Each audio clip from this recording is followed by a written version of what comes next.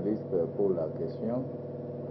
Je crois que le monde entier a suivi le message avec beaucoup d'attention parce que le chef de l'État, ce n'est pas la première fois qu'il tend sa main vers la population. Même le jour qu'il s'est adressé aux deux chambres en congrès, il a dit la même chose. Il a dit que seul, il ne saura pas. Mais avec l'appui de tous les Congolais, il va réussir. Parce que la réussite du chef de l'État, ce n'est pas une réussite privée et individuelle. C'est une réussite de tout un peuple. Donc, les Congolais, qu'ils soient à l'étranger ou ici au pays, ils doivent comprendre que le chef de l'État a besoin de lui. Le chef de l'État a besoin de son soutien. Donc, nous devons tous soutenir le chef de l'État, l'aider à réussir, parce que sa réussite, c'est notre joie. Donc, le peuple congolais doit recevoir le message dans ce sens-là. Et quand le chef de l'État dit d'abord, le peuple d'abord, il y en a ceux qui pensent que le peuple d'abord, c'est se réveiller le matin, aller chez le président, la première dame prépare, il donne à tout le monde, il mange le soir, il rentre chez lui. Non, le peuple d'abord, c'est dans le vrai sens, c'est se prendre en charge.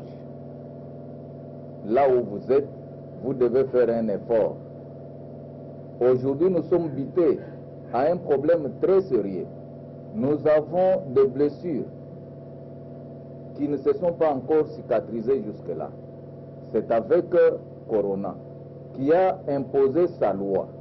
Et au jour d'aujourd'hui, le chef de l'État est en train de se battre jour et nuit, au four et au moulin, pour voir comment sauver sa population. Quand il avait demandé qu'on puisse confiner tout Kinshasa, les ennemis de la paix voulaient profiter de ça pour réaliser leur sale besogne. Mais voilà que si vous voyez à cette époque-là, quand le président demandait prolongeons, on n'avait pas atteint les chiffres que nous avons aujourd'hui de Corona. Donc les Congolais, ceux qui aiment ce pays, ils doivent soutenir les chefs de l'État et comprendre son souci. Il veut sauver sa population. Il veut voir les Congolais vivre dans la paix. Il veut voir les Congolais manger à sa faim. Il veut voir les Congolais, chaque les 30, chaque les 20, il a son salaire. Ses enfants vont facilement à l'école. Il est capable de payer son loyer sans faire recours au tiercé. Et c'est ça le souci du chef. Donc, voilà, c'est dans ce sens que je peux commenter le discours que le chef de l'État a prononcé pour dire adieu à 2020 et vive 2021. Bati, c'est un choix de Dieu. Et les Congolais peuvent être contents parce qu'ils ont aujourd'hui à la tête du pays un président qui connaît Dieu, qui met Dieu au devant de tout. Et Bati, ce n'est pas par sa force, c'est Dieu qui l'a désigné. Et il l'a désigné pourquoi? C'est parce que Bati connaît au moins le prix de la souffrance. Bati, c'est mon fils. Bati, c'est mon allié. Et il sait comment il était malmené par FCC. Et je pense que ça lui a servi d'une leçon. Il sait ce qu'il avait senti quand il était rejeté par l'FCC. Et il ne va pas accepter que le même douleur-là puisse revenir encore au cœur de tous les Congolais.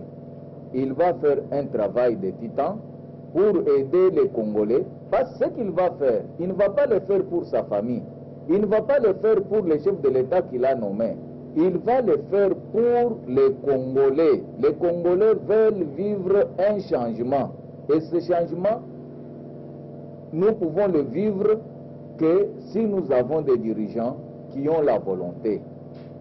Et je sais que Bati, c'est un bon choix. Bati, c'est un fin politicien. Je sais que chacun de nous a ses défauts. Parce que nous tous, nous avons des casquettes. D'un côté, tu rigoles, et de l'autre côté, tu te fâches. Et quand quelqu'un se fâche, il ne peut pas penser à faire du bien à quelqu'un. Quand on est fâché, on ne peut penser qu'à faire du mal. Et un mal reste mal. Alors nous demandons à l'informateur d'être prudent, d'avoir un grand cœur. Tous les Congolais attendent de lui qu'il ne fasse pas ce qu'on dit en